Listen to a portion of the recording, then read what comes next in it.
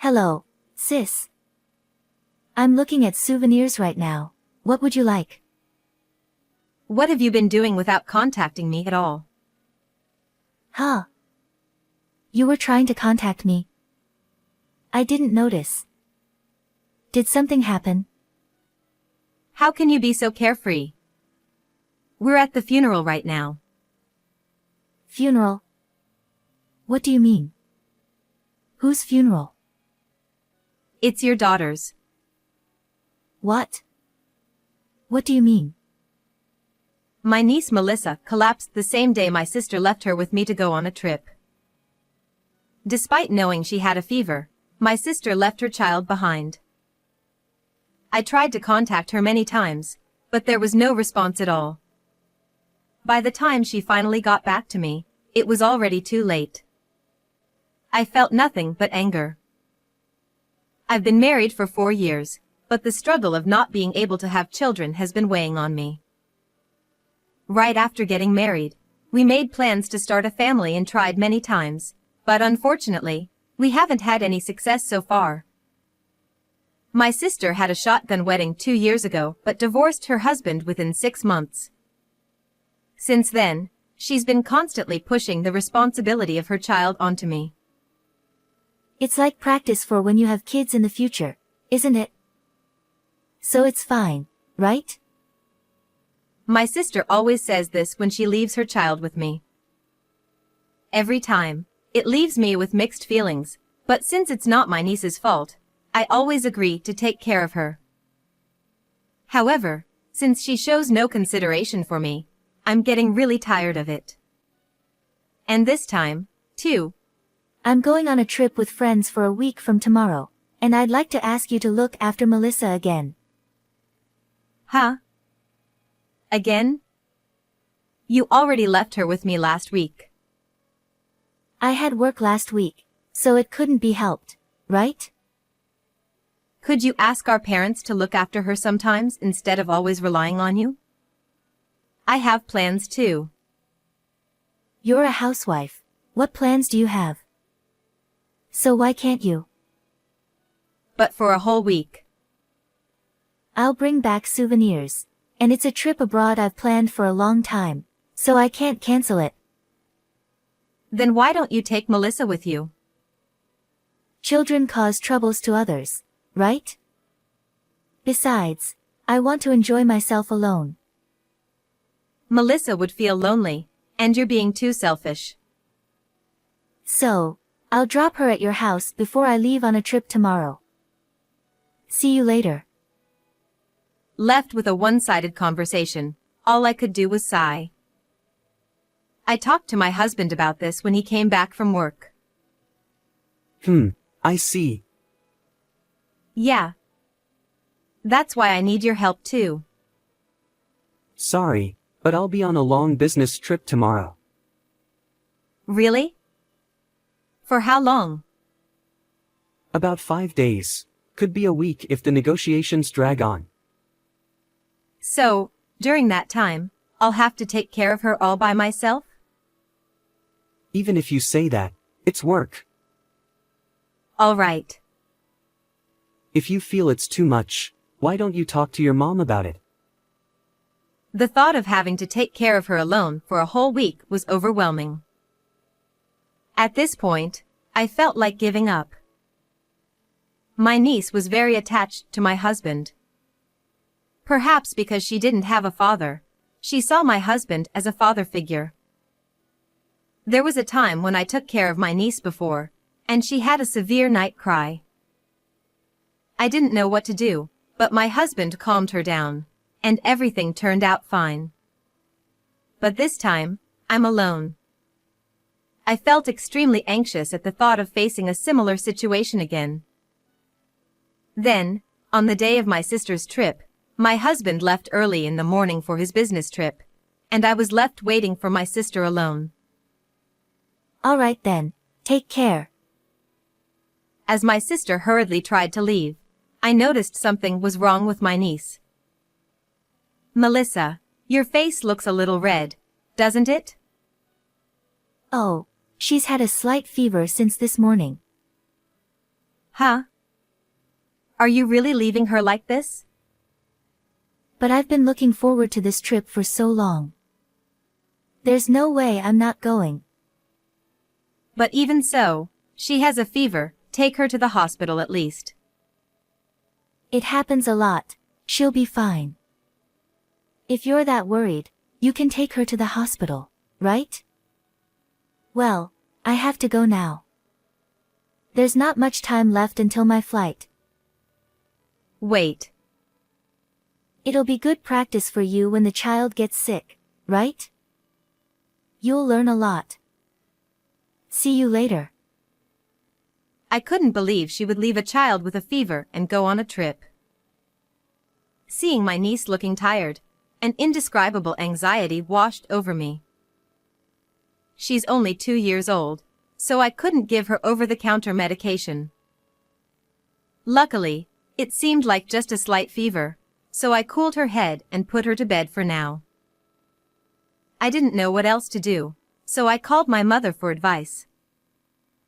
Mom, my sister left Melissa with me again, and this time she's gone on a trip. And Melissa seems to have a fever. What should I do? Calm down. How high is her fever? Right now, it's just a slight fever, but... Then let's keep an eye on her. If she has convulsions or seizures, call an ambulance immediately. All right. If anything happens, call me right away. Hearing my mother's words eased my anxiety a bit, but I couldn't bear it for a whole week like this.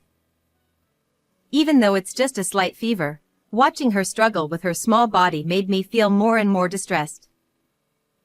And that night, my niece's condition suddenly worsened. Her fever shot up rapidly, and she began to suffer, so I quickly called an ambulance. And then, I tried calling my sister, but for some reason, the call wouldn't go through no matter how many times I tried. Why isn't it working? Because she's overseas? So, I contacted my husband, but I couldn't reach him either. Perhaps the signal was out of range. All I heard was a heartless announcement. Feeling overwhelmed with anxiety, I contacted my mother, and she came over immediately. Mom, what should I do? It's going to be okay. The doctor is with her. There's nothing to worry about. However, despite the efforts of the medical team, her condition deteriorated rapidly. I kept trying to contact my sister every hour, but still couldn't get through. And then, 4 days later. No. It can't be. It's not true. I'm sorry. Melissa passed away. A mere 2-year-old child, unable to see her mother one last time. I didn't know what to do anymore. I just broke down in tears. It's not your fault. There was nothing you could do. I know. But still, why can't we reach her? I know, Mom. I should have asked where she'd stay at least if I knew this would have happened. I was overwhelmed with feelings of regret as I entrusted Melissa's body to the funeral home, despite how heartbreaking it was. With no way to reach my sister or my husband, I couldn't even discuss what to do next.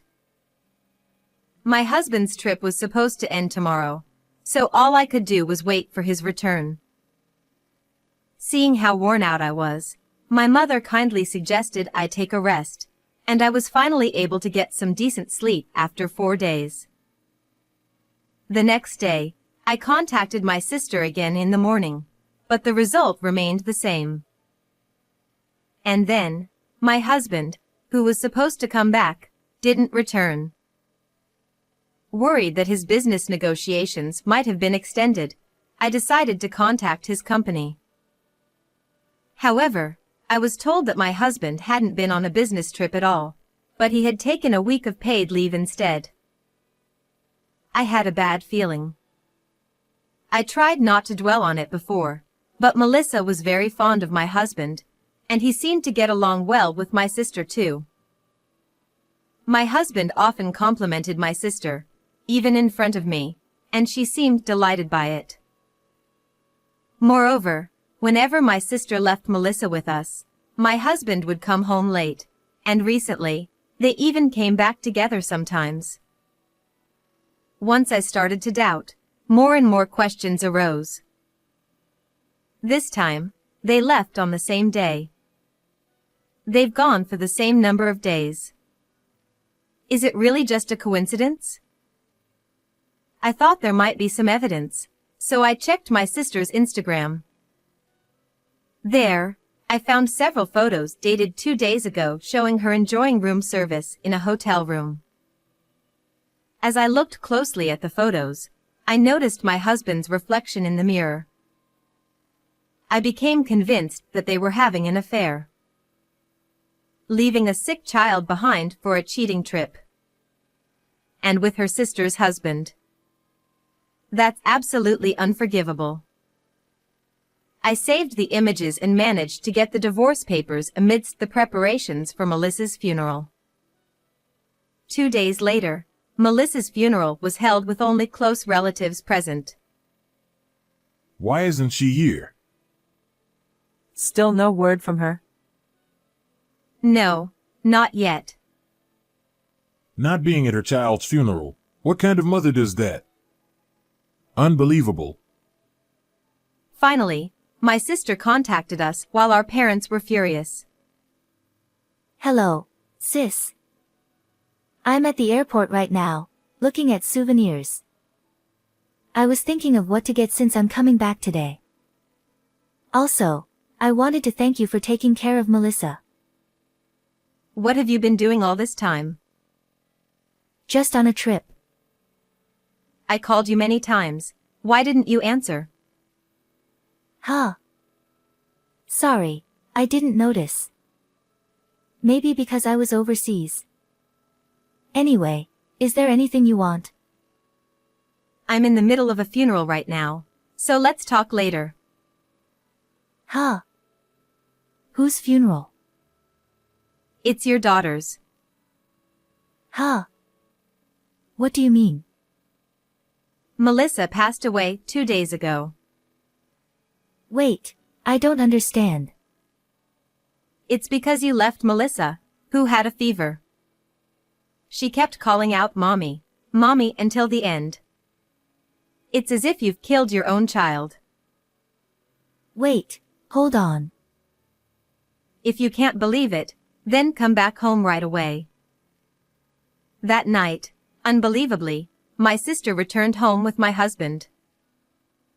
As I watched my husband comforting my sister, who was breaking down in tears as she looked at the picture of Melissa, I felt a sense of disgust. I'm sorry. If only I had been there for you. I'm really sorry. I'm sorry to interrupt you crying, but there's something I want to ask you. What is it? Since the night you went on your trip, I've been trying to contact you every day. I called you, I sent emails, and messages on WhatsApp. But I never heard back from you. Why? Well, that's because I was overseas, so my phone didn't work. Well then, what about this? Then, I showed my sister the photos from her Instagram. This was posted 4 days ago, right? If you were able to post, it means at least you had internet in the hotel, correct? Well, that's... You noticed my messages, but you chose not to respond because it was inconvenient for you, right? That's why my WhatsApp messages were never marked as read. But that was because you simply didn't want to communicate with me. Am I wrong? That's not true. Well then, let's ask the other person in this photo. Other person. Hey, Did you enjoy your trip with my sister? Ha! I zoomed in on the photo and showed it to my husband and sister. They turned pale. Both of our parents were also staring at the photo with wide eyes. Clearly, the person reflected in this mirror is you, isn't it? How do you explain that? Ha! Maybe it just looks like me. I mean, I was on a business trip. I contacted your company. They told me you were on leave. And for a whole week. If it wasn't you, then where were you? Seems like you had quite the fun time, huh? Posting a photo like this. But you were a bit careless, weren't you? I never thought I'd be caught like that. I'm sorry. Finally, both of them admitted to their affair. Our parents were furious. What on earth are you two doing? Leaving your child to go on a cheating trip is utterly disgraceful. You're not my child anymore. I've tolerated you because you're a single mother, but do you know how much money I've given you all this time? I want it all back, but consider it severance pay. I don't want to see your face anymore. Wait a minute. Mom, Dad. Shut up. Don't ever come back here again. Can't you say something to them? What do you want me to say? It's all your fault. You should spend the rest of your life regretting what you've done. I couldn't forgive my sister for disregarding the life of my child, so I spoke harshly.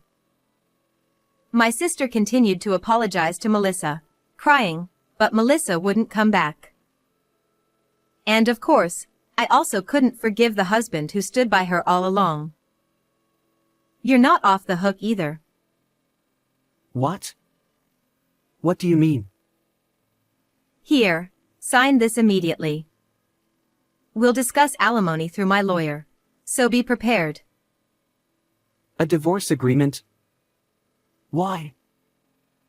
Why? Isn't it obvious? I can't believe you cheated with my sister. I don't want to be with someone so disgusting. Wait a minute. I'm sorry. We can work this out if we just talk.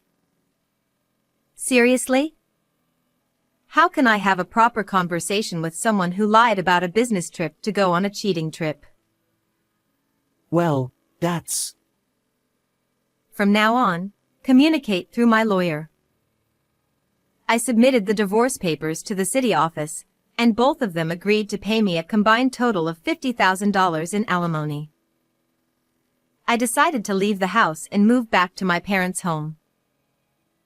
I'm back again. Sorry.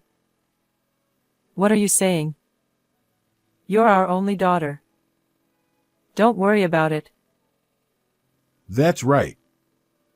If it means avoiding being with someone like that, you can stay here as long as you want. I'll be staying here for a while. Thank you. Afterwards, it seems my sister and husband got together, but their values didn't align, and they broke up after about 6 months. My sister ended up working tirelessly day and night to pay off the alimony, and now she lives in a rundown apartment, barely making ends meet. As for my husband, he worked at the company for a while, but his affair was exposed, making it uncomfortable for him to stay.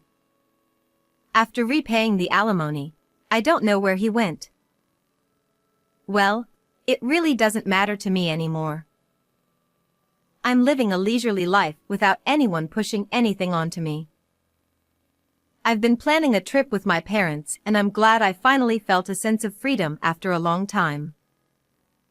Although I'm happy to be single for a while, I still want children, so I hope to find a wonderful partner someday.